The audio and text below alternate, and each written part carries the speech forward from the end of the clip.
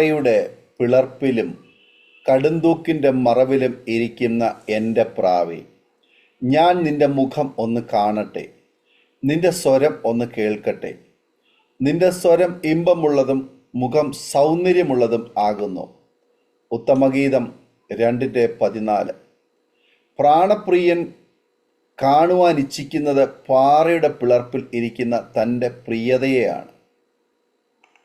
എല്ലാവരും ഒരേ ആത്മീയാഹാരം തിന്നു, എല്ലാവരും ഒരേ ആത്മീയ പാനീയം കുടിച്ചു. അവരെ അനുഗമിച്ച ആത്മീയ പാറയിൽ നിന്നല്ലോ അവർ കുടിച്ചത്. ആ പാറ ക്രിസ്തു ആയിരുന്നു. 1 കൊരിന്ത്യർ 10:4-5 മോശ മലയിൽ നിന്നും തിരിച്ചു വരുവാൻ വൈകിയപ്പോൾ ഇസ്രായേൽ ജനം ഒരു മഹാപാപം ചെയ്തു. അഹരോനോട് തങ്ങൾക്ക് ഒരു ദൈവത്തെ ഉണ്ടാക്കി തരുവാൻ പറഞ്ഞു.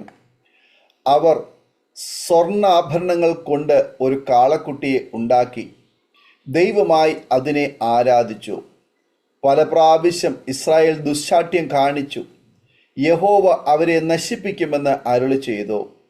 എന്നാൽ ജനത്തിനു വേണ്ടി മോശ കരഞ്ഞു.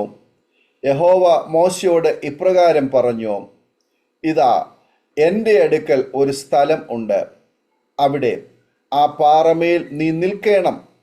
എൻ്റെ തേജസ് കടന്നു പോകുമ്പോൾ ഞാൻ നിന്നെ പാറയുടെ ഒരു പിളർപ്പിൽ ആക്കി ഞാൻ കടന്നു പോകുവോളം എൻ്റെ കൈകൊണ്ട് നിന്നെ മറയ്ക്കും.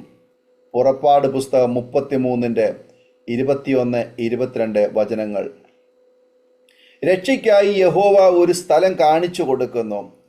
ഒരു പാറ, ഒരു പിളർന്ന പാറ. ആ പാറയുടെ പിളർപ്പിൽ മോശയെ ഇരുത്തി കൈകൊണ്ട് യഹോവ അവനെ മറച്ചു. ആ പിളർന്ന പാറ നിഴലാണ്. അതിൻ്റെ പൊരുളാണ് കാൽവറിയിൽ പിളർന്ന യേശുവാകുന്ന പാറ. ഈ പാറയെ നിഴലായി പഴയ നിയമത്തിൽ പലയിടത്തും ചിത്രീകരിച്ചിട്ടുണ്ട്.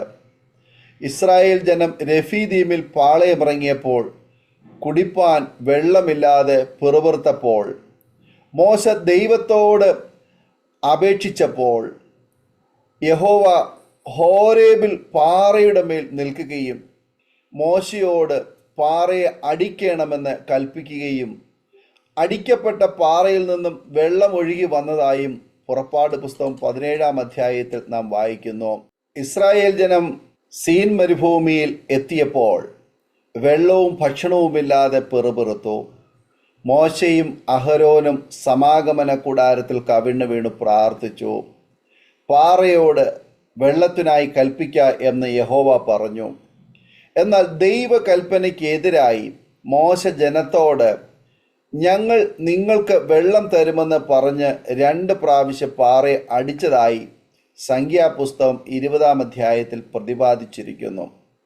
ദൈവകൽപ്പനയെ ധിക്കരിച്ച് ഞങ്ങൾ വെള്ളം തരുമെന്ന് പറഞ്ഞ് 2 പ്രാവശ്യം പാറയെ അടിച്ച മോശയെ ദൈവം ശിക്ഷിച്ചു. കനാൻ നാട് കാണുവാനുള്ള ഭാഗ്യം മോശയ്ക്ക് ലഭിച്ചില്ല. പല പ്രാവശ്യവും പാറയെ പിളർന്നു ജനത്തിന് യഹോവ ദാഹജലം നൽകി. അവൻ മരുഭൂമിയിൽ പാറകളെ പിളർന്നു ആഴികളാൽ എന്ന പോലെ അവർക്ക് ധാരാളം കുടിപ്പാൻ കൊടുത്തു. പാറയിൽ നിന്ന് അവൻ ഒഴുക്കുകളെ പുറപ്പെടുവിച്ചു. വെള്ളം നദികളെ പോലെ ഒഴുകുമാറാക്കി. സങ്കീർത്തനങ്ങൾ 78:15-16 ദുരിതങ്ങളിലൂടെ നീങ്ങിയ ഇയ്യോബ് ഇങ്ങനെ പറഞ്ഞു: അന്ന് ഞാൻ എൻ്റെ കാലുകളെ വെണ്ണ കൊണ്ട് കഴുകി, പാറ എനിക്ക് തൈല നദികളെ ഒഴുക്കി തന്നു. ഇയ്യോബ് 29:6 തനിക്ക് വേണ്ടി തകർക്കപ്പെട്ട ഒരു പാറയെ ഇയ്യോബ് കാണുന്നു. അവിടെ നിന്നും തൈല നദികൾ ഒഴുകി തന്നെ ആശ്വസിപ്പിക്കുന്നതും ഇയ്യോബ് ദർശിക്കുന്നു. യേശുവാകുന്ന പാറയുടെ പിളർപ്പിലിരുന്നാൽ യാതൊന്നിനും നമ്മെ തൊടുവാൻ കഴിയുകയില്ല. ആ പിളർപ്പിലിരുന്നപ്പോൾ മോശയുടെ ബലം വർദ്ധിച്ചു. ദൈവകോപം നീങ്ങിപ്പോയി. ദൈവത്തെ നേരിട്ട് ദർശിക്കുന്നതിന് സാധിച്ചു. മോശ പിളർപ്പിലിരുന്നപ്പോൾ യഹോവ കാണിച്ചത് യഹോവയുടെ പിൻഭാഗം. എന്നാൽ കാൽവരിയിൽ ഒരു പാറ പിളർന്നു. യേശു മരിച്ചതിന് ശേഷം ഒരു പടയാളി യേശുവിൻ്റെ വിലാപ്പുറത്ത് കുത്തി ആ ചങ്കിൽ നിന്ന് ഒഴുകിയതോ രക്തവും വെള്ളവും. കാൽവരിയിൽ നമുക്കായി പിളർന്ന പാറ, ആ പാറയുടെ പിളർപ്പിൽ വസിച്ചാൽ ദൈവത്തെ മുഖാമുഖമായി ദർശിക്കാനുള്ള ഭാഗ്യം നമുക്ക് ലഭിക്കും. ഉയർന്ന മലകൾ കാട്ടാടുകൾക്കും പാറകൾ കുഴിമുയലുകൾക്കും സങ്കേതമാകുന്നു. 104-ാം സങ്കീർത്തനം 18-ാമത് വചനം.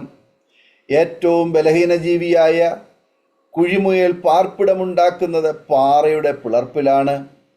കാരണം തനിക്ക് ശക്തിയില്ല എന്ന് അത് സ്വയം തിരിച്ചറിഞ്ഞു. പിളർന്ന പാറയെ ആശ്രയിക്കുന്നു. നാമും കുഴിമുയലിനെ പോലെ ബലഹീനരാകാം. പല പ്രശ്നങ്ങളും നമ്മെ അലട്ടുന്നുണ്ടാകാം. പല രോഗങ്ങളാൽ നാം ക്ഷീണിതരാകാം. എന്നാൽ കാൽവരിയിൽ എല്ലാവർക്കും വേണ്ടി പിളർക്കപ്പെട്ട ഒരു പാറയുണ്ട്. അതിൽ നിന്നും തൈലമൊഴുകുന്നുണ്ട്. ആ പിളർന്ന പാറയിൽ തന്നെ നമുക്ക് മറയാം. പിളർന്ന പാറയിൽ മറഞ്ഞിരിക്കുന്ന നമ്മെ തേടി നമ്മുടെ പ്രാണപ്രിയൻ വരും. എന്നിട്ട് പറയും, പാറയുടെ പിളർപ്പിലും കടുന്തൂക്കിൻ്റെ മറവിലുമിരിക്കുന്ന എൻ്റെ പ്രാവേ, ഞാൻ നിൻ്റെ മുഖമൊന്ന് കാണട്ടെ, നിൻ്റെ സ്വരം ഒന്ന് കേൾക്കട്ടെ. നിൻ്റെ സ്വരം ഇമ്പമുള്ളതും മുഖം സൗന്ദര്യമുള്ളതും ആകുന്നു. ഉത്തമഗീതം 2:14. ഈ വചനങ്ങളാൽ ദൈവം നമ്മെ അനുഗ്രഹിക്കുമാറാകട്ടെ. ആമേൻ. ഓർമ്മയുടെ മനോരഥത്തിൽ മായാത്ത ഓർമ്മയ്ക്കായി അരോമ മാട്രിമോണിയിൽ നിന്നും ജീവിത പങ്കാളിയെ കണ്ടെത്തൂ. നിങ്ങൾ ഒരു ക്രിസ്തീയ ജീവിത പങ്കാളിയെ അന്വേഷിക്കുകയാണോ?